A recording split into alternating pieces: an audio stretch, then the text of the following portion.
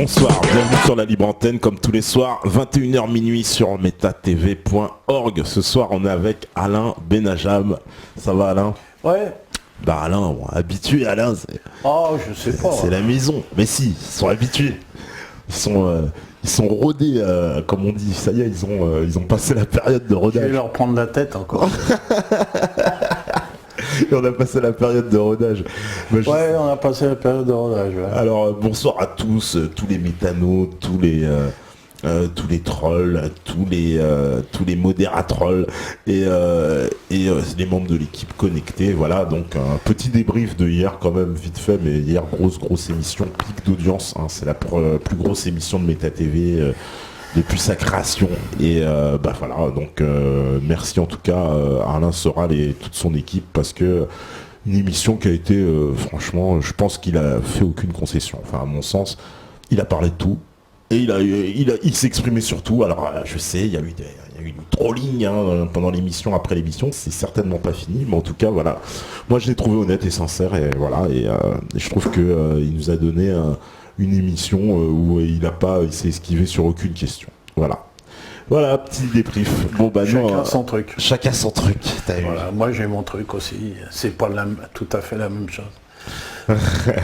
Voilà. On est tous Alain, sur la même galère. C'est bien, sur le même bateau. C'est bien qu'il y ait différents trucs. Bah voilà, il faut plusieurs nuances. Plusieurs nuances. Et justement. Moi je suis républicain. Ah bah voilà, ça commence. Arrête, je vais te faire des ennemis, on n'avait pas commencé l'émission. Parce que je vais parler de mon ami Grégory Génaro et que on a monté le Forum Patriotique Social qui notre ambition fabuleuse, ouais. C'est de faire un front national de gauche, c'est-à-dire un front national avec des vraies valeurs républicaines fondamentales. Et ces valeurs républicaines sont éminemment patriotiques, hein, puisque la Révolution française a été faite justement pour donner le pouvoir de la nation au peuple. Donc on voudrait réapprofondir ces valeurs patriotiques qui n'existent plus. On peut parler de fausse gauche, hein, c'est plus la gauche qui a maintenant. Elle n'existe plus, donc on aimerait restaurer ces valeurs républicaines et sociales et surtout patriotiques, parce que on ne peut pas se départir de l'impérialisme sans cette nécessité du patriotisme. Oui.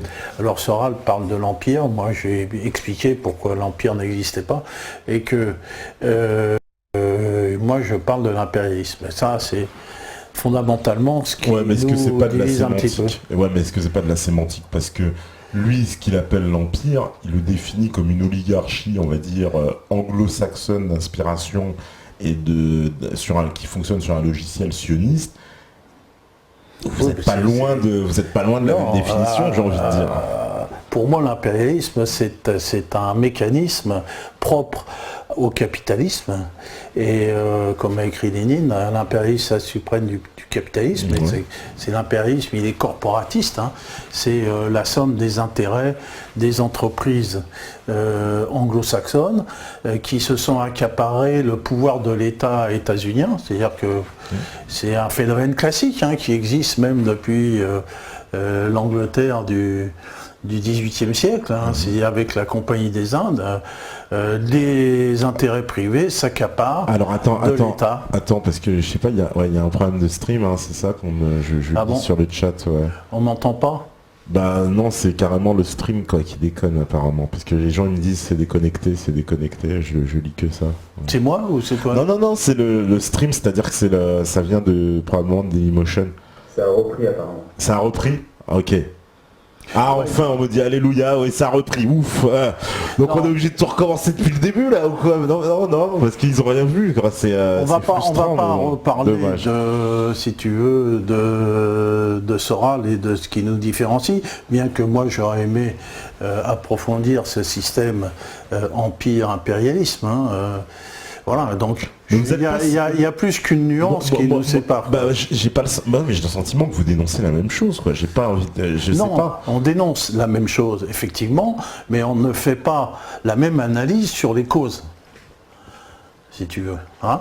L'impérialisme a des causes qui sont inhérents au capitalisme lui-même. Ça n'a rien à voir avec le judaïsme, avec une quelconque religion ou une quelconque idéologie. L'impérialisme est idéologie. Il n'a aucune idéologie, il s'en fout. La seule idéologie qu'il a, c'est le pognon.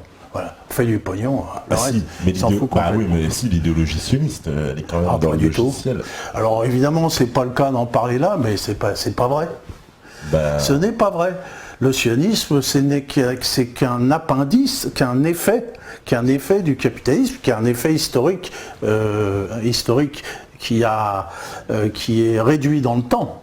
C'est une opportunité qu'a le capitalisme d'être sioniste, mais il pourrait tout à fait être anti-sioniste.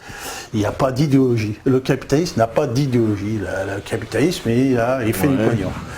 Voilà. Donc c'est ce qui nous sépare fondamentalement de l'idéologie d'Alain Soral. Nous, au Réseau Voltaire, on n'analyse pas les choses comme lui. Voilà. Chacun son analyse.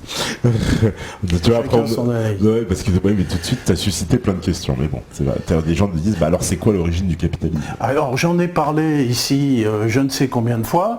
Alors c'est vrai que c'est à un moment où peut-être il y avait moins... il y avait moins de monde aussi. Il y avait moins de monde. J'en ai parlé au moins 2 ou 3 fois.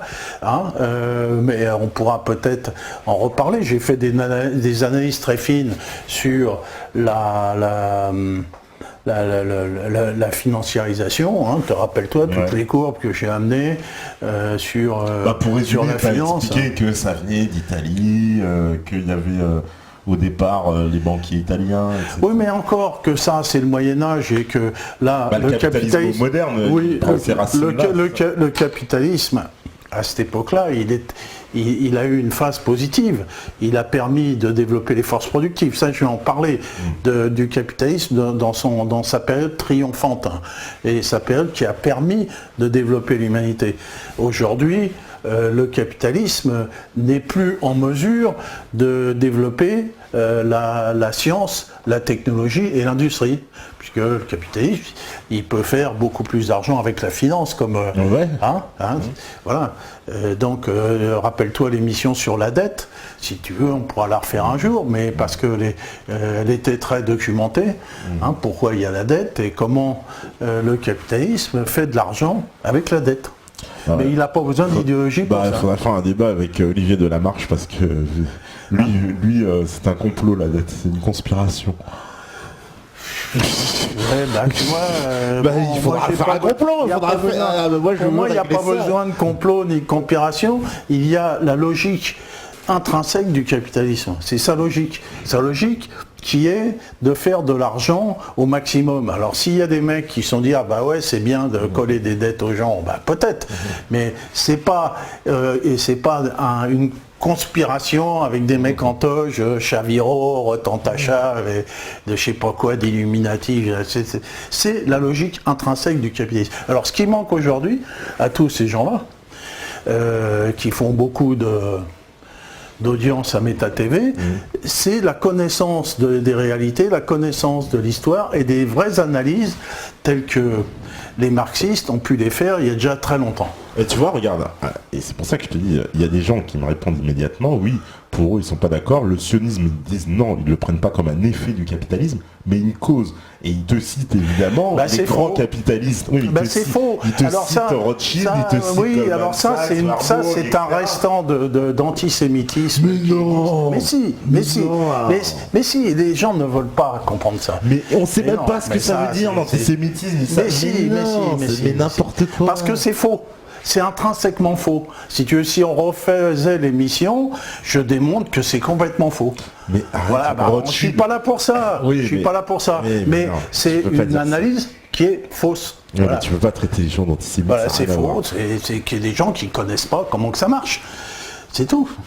C'est pas un argument. Arrête. Ah non, mais ils connaissent pas comment que ça. Moi, je peux encore refaire une émission pour démontrer comment que ça fonctionne. Oui, mais pour le démonter. Ce qu'il veut te dire, c'est que les grands capitalistes financiers sont quand même des sionistes qui ont mis en place la domination financière absolue de cette dette, et ce sont tous des sionistes, c'est vrai, ça s'invente pas quand même. Bon, écoute, on va pas parler de ça parce que c'est ce qui nous sépare, nous les républicains et les marxistes. Et les marxistes. Voilà, donc, je suis un dangereux marxiste. Voilà. Moi, je suis plus marxiste, je suis marxien, c'est-à-dire que je ne suis pas l'idéologie marxiste, hein, j'ai été communiste dans le temps, je n'y suis plus, mais il y a dans le Capital de Marx, et là j'en ai déjà parlé, des analyses sur le capitalisme. Tiens, c'est curieux.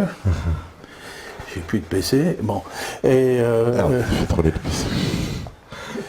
il y a des analyses dans le marxisme, notamment sur la marchandise. J'ai un peu en parler, puisque l'objet, c'est sciences, technologie, industrie. Donc on va parler de l'industrie, on va parler de la marchandise, et comment on a fait de l'argent avec la marchandise en développant des produits, en développant la société, en développant la consommation. Voilà. Mais c'est la mécanique positive du capitalisme, elle ne fonctionne plus aujourd'hui, hein, parce qu'il y a la finance à côté qui permet de faire plus d'argent. Bien que la finance ait commencé aussi avec le capitalisme, mais ce n'était pas l'élément primordial. Hein. Quand on démarre le capitalisme au XIIIe siècle, il y a déjà la finance. Mais cette finance-là n'est pas la première manière de faire de l'argent. Aujourd'hui, on peut faire de l'argent qu'avec la finance. Mais le capitalisme, à quel moment aussi, par exemple, le capitalisme du 19e siècle, qui est particulièrement horrible du point de vue des droits sociaux, des travailleurs, des conditions de travail. Ce capitalisme-là, on le place où par rapport au capitalisme? Il est déjà destructeur, et pourtant en même temps à la fois il a construit plein de choses. Parce que si tu veux, là où ce qui nous sépare de tous ces gens qui voient des Illuminati, des complots, des machins, ce qui nous sépare fondamentalement. Je parle fondamentalement.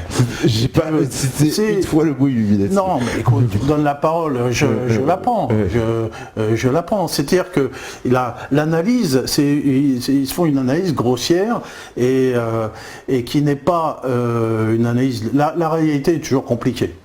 La réalité n'est pas simple. Hein. Évidemment, tu peux voir des gens en toge autour d'un truc qui disent Chaviro, machin, truc, il y a le grand maître et tout. Ouais, bon, ça, c'est des conneries. Moi, je vois des ouvriers qui ça marche pas comme pour des patrons, pour des enfants qui travaillent. Oui, alors...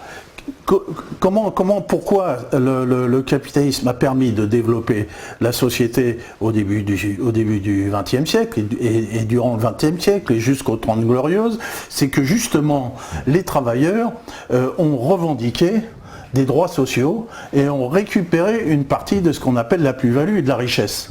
S'il n'y avait pas eu de syndicats, le capitalisme il se serait écroulé. C'est-à-dire ce qui a permis au capitalisme de se développer, ce sont les syndicats. Hein? Le syndicat, tu vois, tu as du mal à comprendre. Pourtant, si tu avais été communiste comme moi, tu aurais compris tout de suite. Ça, c'est des notions qu'on apprenait, que j'ai appris à l'école centrale du PC. Si tu veux, les syndicats, en œuvrant pour récupérer des richesses et des droits sociaux et des 8 heures de travail, etc., si tu veux, ils ont eu les moyens de consommer. Ayant les moyens de consommer, ils ont fait marcher aussi le capitalisme, si tu veux. Tu vois, le système capitaliste, si tu le laisses faire tout seul, il crève tout de suite. Comme disait Marx, hein, le capitalisme creuse lui-même sa tombe.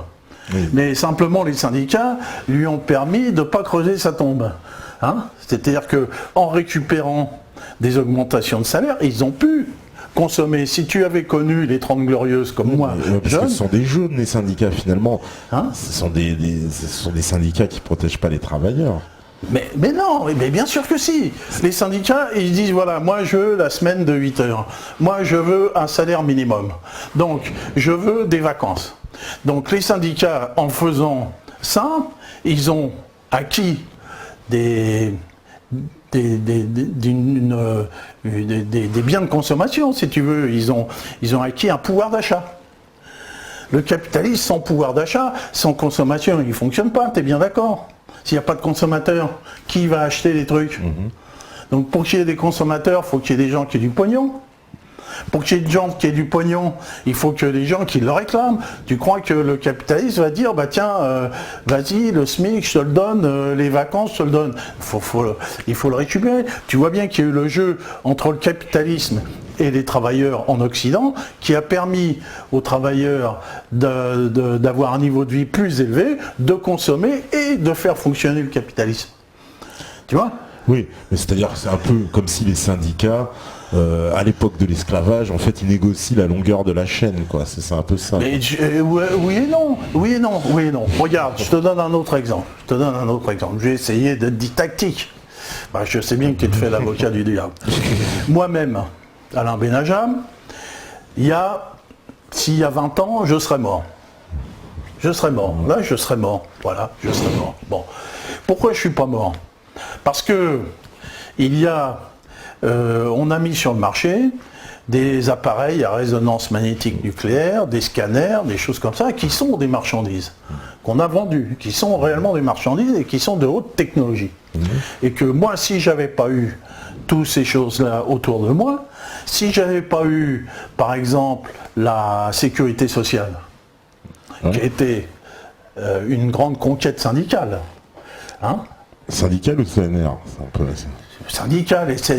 syndical, enfin, si tu veux, les syndicats au sein du CNR ont demandé la sécurité sociale. Si tu veux, c'est Marcel Paul, qui est à la Libération, qui était ministre de la Santé, qui a mis ça en œuvre, la sécurité sociale. Bon, moi, maintenant, je suis à 100%. J'ai coûté à la sécurité sociale, avec l'opération de l'ablation du poumon et tous les scanners et tout le bazar, j'ai dû coûter, 200 000 euros. Tu comprends ?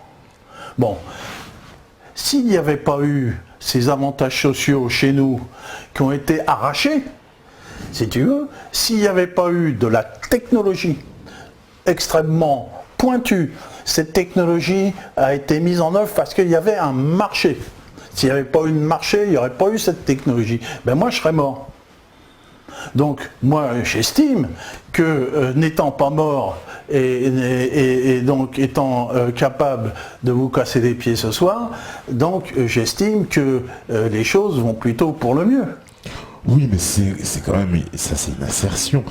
Il n'y a rien qui prouve que si on n'avait pas suivi un autre chemin, tu serais mort parce qu'on aurait pu très bien suivre un chemin où les laboratoires pharmaceutiques, au lieu d'être aux mains J'en sais rien, tu dis quel chemin, mais là c'est ce chemin-là. Tu peux pas présumer des chemins que va suivre la société. C'est pas possible. Non, c'est lire dans le mar de café. Là, le chemin, il est là. Oui, mais justement, mais tu peux pas présumer qu'un autre chemin nous aurait mené. Oui, mais tu peux dire tous les chemins. Ça aurait pu être pire. On aurait pu être encore à l'âge de pierre. Oui, puis on aurait pu être aussi en an 3000. Peut-être que justement. Mais oui. Alors, c'est-à-dire que ce que je veux juste souligner, c'est que dans le raisonnement où tu me dis que ce cheminement du capitalisme nous a forcément amené au progrès, tu vois, à la modernité, on aurait très bien pu prendre un autre chemin qui nous amène à encore plus de progrès et plus de modernité, mais au bon sens du terme, parce que justement le capitalisme, il est quand même sauvage. On va reparler de ça. Il est sauvage. Là, mon propos, il était de dire que le capitalisme a sa propre logique. Oui. Le capitalisme n'a pas besoin ni de complot, ni de comploteur. Il fonctionne avec sa logique. Si tu veux, sa logique, on va dire, c'est une propriété physique, comme tu dirais la propriété physique d'un matériau. Il y a des hommes derrière quand même. Oui, mais c'est des hommes. Tu peux pas. Non mais regarde, quand je dis il y a des hommes derrière. Mais écoute, moi j'ai été chef d'entreprise. Moi je suis bon, je suis le meilleur des hommes. J'ai été communiste. Je veux le bonheur de tout le monde. Bon, j'ai passé une grande partie de ma vie à être patron. Ouais.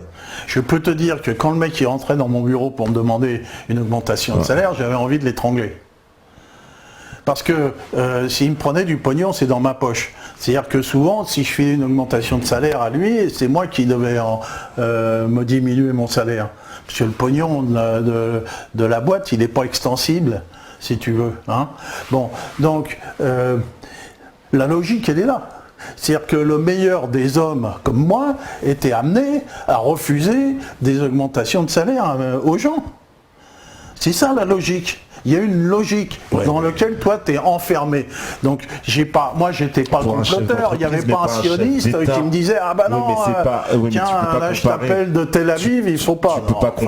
Tu peux pas comparer la dimension d'un chef d'entreprise à celle d'un chef d'État, d'un chef de gouvernement, de quelqu'un qui a un pouvoir réel sur le peuple. Mais il n'a aucun pouvoir. Il n'a aucun pouvoir. Le pouvoir est fait par l'ensemble des grandes entreprises. C'est eux qui ont le pouvoir. Eux, ils se sont accaparés. Aujourd'hui, le capitalisme, il a même bouffé le pouvoir de l'État. Bah oui, mais ça date pas d'aujourd'hui ni d'hier. Ça commence déjà dès le XVIIe et le XVIIIe siècle, si tu veux. Voilà, ça commence comme ça, avec la Compagnie des Indes, comme je dis, bien sûr, avec l'impérialisme. L'impérialisme, lui, il a besoin du pouvoir de l'État. Sans pouvoir de l'État, il ne peut pas fonctionner. L'impérialisme, il a besoin d'armée, il a besoin de services secrets, de police, d'écouter tout le monde, etc. C'est ça l'impérialisme. Mais c'est pas un empire. Un empire, c'est pas ça. L'impérialisme, il est corporatiste, il a sa logique intrinsèque. Il n'y a pas besoin dans l'impérialisme ni de religion, ni d'illuminati, ni de machin comme ça. Il n'y a pas besoin de ça. Non, au contraire, il faut qu'il s'en débarrasse parce que justement, c'est oui, il a besoin de personne qui l'emmerde. Encore une fois. Mais tu dis ça, mais est-ce que tu admets pas que dans le capitalisme, parce que tu dis oui, il n'y a pas besoin de religion, mais il y a quand même une idéologie du capitalisme qui est le vie, consomme sur l'instant, ne pense pas à ton passé, jette tout en l'air, et l'avenir, entre guillemets, on s'en fout, consomme du luxe, machin, etc. C'est ça le capitalisme. Ce sont des inepties parce que moi j'ai une retraite de 1500 €. Ouais. Est-ce que tu crois que je peux consommer? Moi j'ai 800 € de loyer. Je consomme rien. Moi, on me dit, qu'est-ce que tu consommes, tu peux me seriner toute la journée en me disant, toi, Alain Benajam, va consommer. Mais je peux pas consommer. Ouais, mais c'est ce qu'il fait. Et que c'est la plupart des gens sont comme ça. Mais ils frustrent la société. Mais après, qu'est-ce qu'ils vont faire? Il y a des petits cons qui vont s'amuser à voler pour prendre machin, etc. Mais bien sûr. Alors, justement, le fait que on puisse consommer, qu'il y ait des marchandises, fait que on est là. S'il n'y avait pas de consommation, on ne serait pas là. Je ne pourrais pas parler aux gens parce que j'aurais pas d'ordinateur, il n'y aurait pas de caméra, il n'y aura pas d'éclairage, il n'y aurait rien, on sera encore à l'âge de pierre. C'est tout. Donc il faut savoir, si tu veux, les balivernes, au bout d'un moment, bon, c'est vrai que c'est pas facile. Hein, mon ami personne m'a dit que j'étais toujours à contre-courant. Je le regrette d'être à contre-courant en permanence. Mais moi je vois qu'aujourd'hui, si tu veux, c'est un désastre, et c'est un désastre idéologique. Un véritable désastre. C'est-à-dire, de mon temps, il y avait des gens qui étaient capables de faire des analyses globales, de dire ce que c'est que l'impérialisme, aujourd'hui, il n'y a personne. Personne.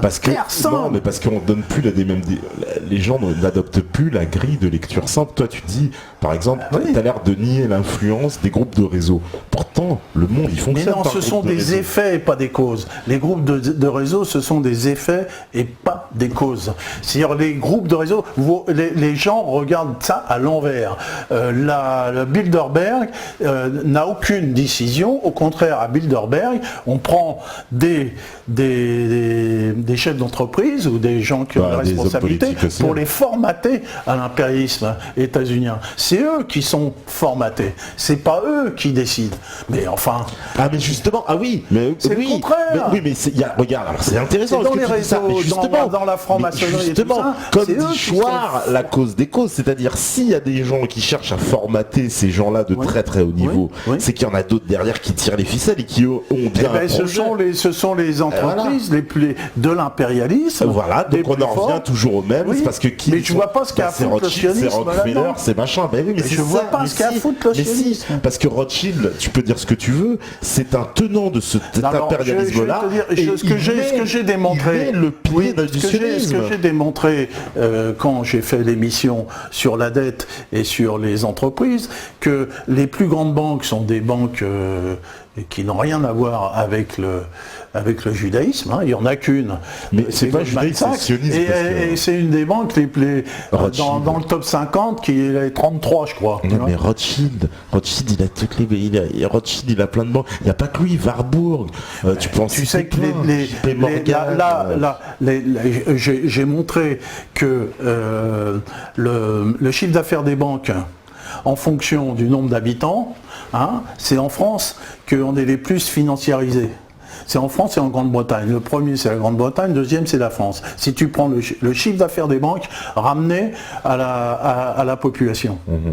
Tu vois, hein, et dans le top 10 des banques, tu as 3 banques françaises.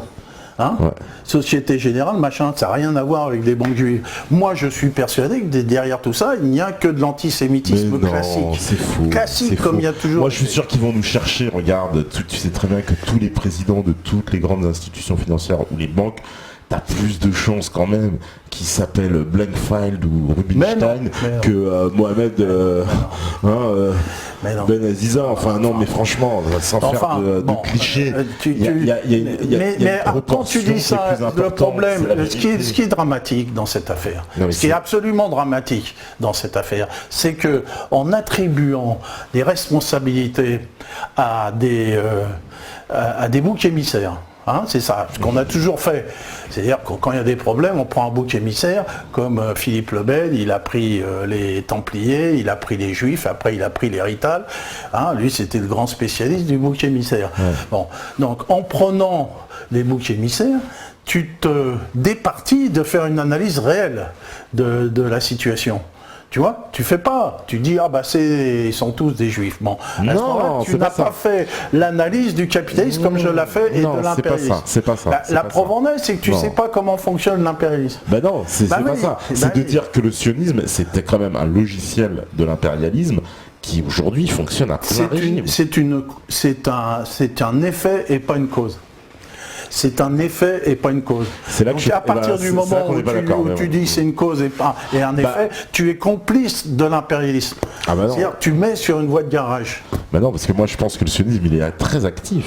Moi à très haut niveau de l'impérialisme, justement. Moi je pense pas. À très haut niveau. Moi je fais des analyses précises, j'en ai vu chez moi, j'en ferai d'autres, et je te montrerai que non. Parce que regarde, dans les questions de sionisme, il n'y a jamais personne qui est autant condamné que dans ces questions-là, que c'est là qu'on voit tous les dysfonctionnements possibles de l'État, c'est dès qu'on touche à ces questions-là. Dans les autres questions, il n'y a pas autant de dysfonctionnements. Enfin, c'est bon, peut-être la pédophilie un peu, mais je veux dire, le sionisme, c'est quand même le point absolu de la chose.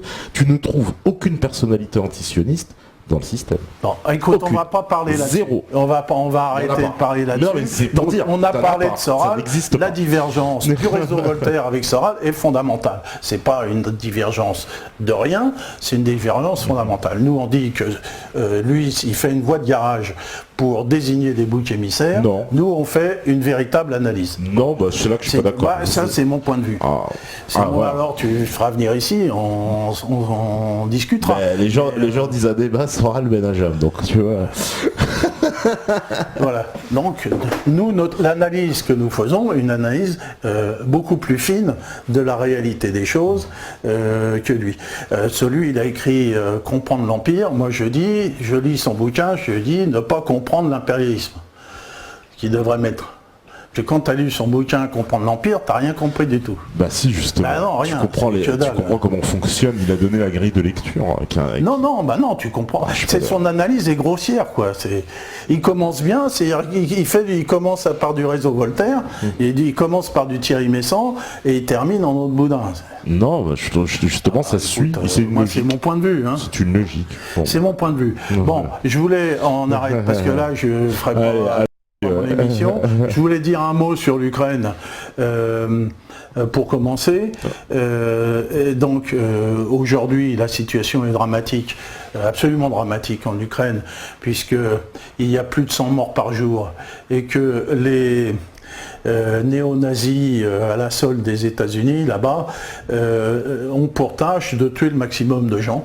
Donc c'est ce qu'ils font, en prenant le moins de risques possible. Donc ils bombardent avec l'artillerie lourde, avec des fusées Grad et puis des avions et des hélicoptères, en visant principalement, pas vraiment les civils, hein. Ils visent les hôpitaux, les écoles, les stations d'épuration d'eau, si tu veux, et quand tu vois leur stratégie selon les 5 cercles, tu vois, leur stratégie, tu vois qu'ils sont là-dedans, c'est que pour eux, tout ce qui est interdit par la Convention de Genève, hein, ce sont des cibles. Ouais. Donc, au travers du fait qu'ils font comme en Libye, c'est-à-dire qu'en Libye, ils ont fait pareil, ils ont visé les systèmes d'adduction d'eau et d'apport d'électricité. En fait, ce qu'ils ont fait en Libye, en Irak, c'est toujours la même... Donc eux, ils regardent, ah bah là, c'est un crime de guerre, bon, on va le faire. On va le faire parce que ça rentre dans leur truc, ça permet de mettre les populations en condition, et en leur appliquant un stress, ce qu'ils ont fait durant la Seconde Guerre mondiale d'ailleurs, en privilégiant les populations civiles. Hein, comme on dit, quand ils ont débarqué en Normandie, ils ont tué plus de Français que d'Allemands. C'est pas qu'ils l'ont pas fait exprès. Hein, les gens disent ah oui, mais non, ils savaient pas viser parce qu'ils lâchaient leur truc à ça. Mais non, ils ont détruit expressément les centres-villes pour empêcher le mouvement des troupes nazies. Donc c'est, en plus militairement, c'est complètement nul, quoi. Bon. Et la résistance a protesté contre ces choses. Donc ça rentre bien dans leur vision des choses. Immorale, parce que si le capitalisme a au moins une chose, c'est qu'il n'a pas de religion, il n'a pas de morale. Il n'en a rien à foutre de rien. Donc là, ils se sont dit, bah ça c'est bien, on va stresser les populations du Donbass et donc on va expressément viser ce qui est interdit par la Convention de Genève. Et donc ils ont utilisé des bombes au phosphore blanc, hein, tu vois. Et donc voilà. Et ça, pourquoi ils font ça ? Ils font ça pour vouloir entraîner la Russie dans un conflit européen, de manière à couper la Russie de l'Europe. Donc ils font ça aussi contre l'Europe. Hein, de l'Union européenne. De l'Union européenne, voilà. Donc ils vont couper de manière à mettre la main sur l'Europe avec leur grand marché transatlantique. Voilà leur truc. En attendant, il y a les gens du Donbass qui souffrent, donc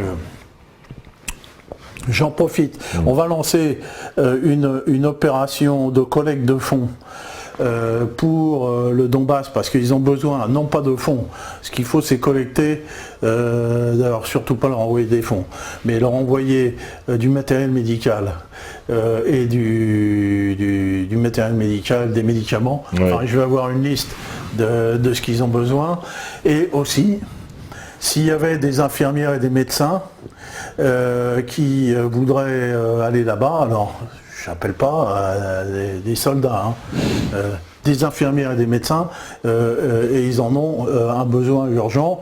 Il y a eu des morts, il y a eu pas mal de morts apparemment, et des infirmières, et voilà. Donc, c'est pas très rassurant. Je lance un appel. De commencer l'appel comme ça, mais bon. Hein, non, je dis c'est pas trop rassurant. Tu commences à envoyer beaucoup de morts chez les médecins, mais on a besoin de médecins justement. Non, parce que c'est canard, quoi. C'est la guerre. On peut laisser faire l'impérialisme. Hein. Tu peux dire ah ouais, c'est des sionistes, c'est des Illuminati, c'est machin. Et quand tu vois un juif qui passe, tu lui fous sur la gueule. Jamais de la vie. Arrête de faire semblant de dire ce qu'on n'a pas dit ou ce que je n'ai pas dit. Alors que là. Là, il y a des choses à faire. Il y a des choses concrètes à faire. Hein, oui, moi, regarde, même sur cette affaire, tu peux me dire ce que tu veux, mais c'est pas des tireurs chinois ou malgaches qu'on a retrouvés sur la place Médaille, c'est des tireurs israéliens. Mais putain, c'est pas vrai. Mais c'est des tireurs de tout. Oui, mais bon. J'en sais rien. Pourquoi tu dis israélien alors que t'en sais rien ? Non, parce qu'on a retrouvé. Mais c'est pas moi qui l'ai dit, c'est Thierry. Mais il y a eu des contracteurs israéliens effectivement. effectivement, mais tu dis il y a des tireurs israéliens. Tu crois pas que c'est antisémite ça? Mais non. Mais si ça l'est. Mais bien sûr que si, tu veux pas le savoir. Mais ça c'est typique. Parce que israélien c'est antisémite. Parce que mais non. Alors que il n'y a pas de juifs. Alors de l'autre côté, il y a le bataillon. Il y a le bataillon. Il y a le bataillon russe juif Aliyah, tu vois, eh ben, qui va combattre pour le Donbass. Oui, mais il faut arrêter déjà, le premier truc c'est de dire, quand on critique, on dit israélien, c'est antisémite. Ça, c'est le... Mais non, toi tu dis les tireurs, là où tu fais une erreur fondamentale, c'est tu dis les tireurs étaient israéliens. Il y avait des d'abord t'en sais rien, il y a des Israéliens dans le Médem. C'est l'information que vous a donnée Thierry ici, c'est pas moi. Mais c'est pas, Jérémy Sang, il n'a pas dit ça. Il a dit que parmi les gens qui ont fabriqué ça, il y avait des Israéliens. Il n'a pas dit les tireurs étaient israéliens. Non mais il y a une différence. Enfin, sauf que en Côte d'Ivoire, c'est pareil, c'est des tireurs israéliens. En Tunisie, c'est pareil, on retrouve des mecs. On trouve parmi avec des snipers avec des valises, on trouve parmi. Il y a des Polonais aussi. Oui, voilà. Il y a des fascistes de français. Il y a de tout. Oui, mais l'intérêt, quand tu me dis qu'il n'y a pas un intérêt suprême, pour moi, la Pologne, elle pèse pas sur l'échiquier international au même titre qu'Israël. Non. Mais là, on est complètement à côté de la plaque. On arrête là parce qu'on est à côté de la plaque. Mais complètement. Donc ce qui prouve qu'il y a quand même une idéologie qui colle pas dans tout ça. Donc ce que je demande aux gens, c'est de voir que cette affaire ukrainienne est extrêmement grave et d'une gravité extrêmement importante parce que les États-Unis ont décidé de déclencher une guerre en Europe et une guerre qui s'annonce absolument dégueulasse, telle qu'ils l'ont fait. J'ai dit ce qu'ils veulent, c'est que la Russie rentre dans le truc. Donc, il faut absolument faire connaître, aller sur les sites, tels que nous l'avons fait, sur les sites Facebook, qui donnent tous les jours les informations sur la guerre du Donbass, et faire connaître autour de soi. Si chacun explique dans sa famille, au repas dominical, la guerre du Donbass et tous ces aspects absolument terrifiants, comme les bombardements d'orphelinats, ils ont bombardé un orphelinat, c'est symbolique. C'est symbolique, bombarder un orphelinat. Tu vois? Oui, ils ont... si les gens arrivaient à se rendre compte de la saloperie de ces gens-là, je pense que peut-être qu'ils lèveraient un peu plus le pied. Alors, je sais bien que les gens se dépassent plus dans les manifs, que quand tu fais une manif, tu as 3 pelés de tendus, que tout le monde est derrière son ordinateur et pense que en écoutant Pierre-Paul Jacques, il a fait la révolution, surtout s'il a écouté le mec d'hier, il risque pas de faire quoi que ce soit. Et donc, là, le problème, il est réglé. L'impérialisme, il joue tranquille, il va nous coller la guerre. Bon, moi j'ai fait une action, j'ai envoyé sur ma page Facebook, ça, donc vous pouvez le télécharger et le coller autour de chez vous, ce que j'ai fait chez moi, j'ai collé autour de chez moi, voilà, silence on tue, sur ordre des USA, média chute, ici, avec un enfant malheureusement de Slaviansk, et voilà, vous allez sur mon site, vous téléchargez ça, et vous collez ça autour de chez vous. Là on m'a dit, il y en a à Lausanne, il y en a à Montréal, il y en a partout. Ici il y a un code. Je sais plus comment on appelle ça, les H-codes. Non, ça c'est ça le HK. Là c'est un code qu'on peut prendre avec le téléphone et ça ramène sur notre site d'information. Voilà. Alors vous avez téléchargé ça, c'est que du noir et blanc, ça coûte rien et vous pouvez en imprimer 20 20, 30, moi j'en ai imprimé une trentaine que j'ai mis autour de chez moi, hein, et puis donc ça fait qu'on essaye de sortir du mur du silence. Il faut sortir absolument du mur du silence. Et les médias ont décidé évidemment de la fermer. Hein. Tu vois, c'est comme ça, ils sont tranquilles, et tout ce qu'ils attendent, c'est que les Russes, ils envoient les chars, quoi. Voilà.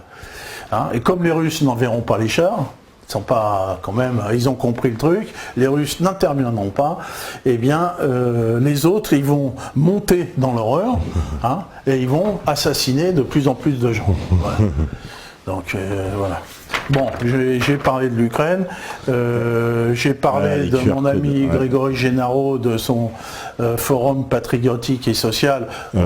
On l'invitera ici, quand ce sera mon contingent, je l'inviterai avec moi pour parler du forum patriotique et social. Et là, bon, faut bien que je commence mon émission. Bah ouais, vas-y, 40. Non, bah, voilà.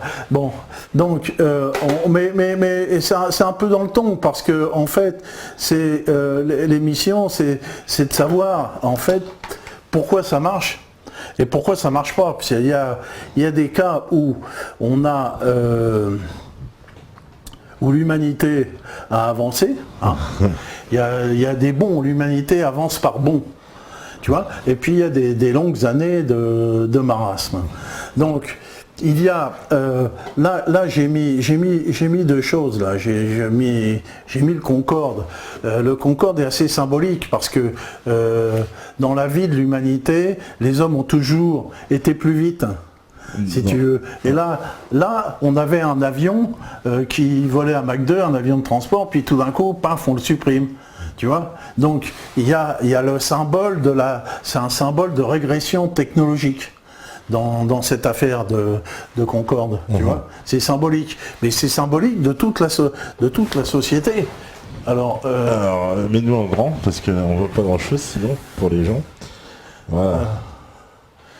Bon, de toute façon, je sais pas sur le Concorde, c'est juste un aspect symbolique. Il y avait un autre symbole qui était intéressant, c'est celui de ce film qui a marqué ma jeunesse. Stanley Kubrick, 2001, dangereux scénariste conspirationniste. Voilà. Lui, ce film-là a été produit en 1968. Oui. En 1968, quand j'ai regardé ce film-là, je me disais, tiens, en 2001, c'est bon. Si tu veux, tout le monde pouvait penser qu'à cette époque-là, on aurait des stations spatiales de cet ordre-là. C'est ce qu'on dit de ce film en plus. Hein, on dit que c'est le film avec lequel ils ont utilisé les décors avec lesquels ils ont fait croire qu'ils sont allés se poser sur la Lune. Non, ça c'est je n'irai ni le nier ni pas le nier. Je veux dire que effectivement tout est possible. Mais c'est simplement pour dire que quand j'ai vu ce film-là en 68, je pensais qu'en 2001 on en serait là. Donc on est très très loin d'en être là. Tu vois, parce que la conquête spatiale, elle s'est arrêtée.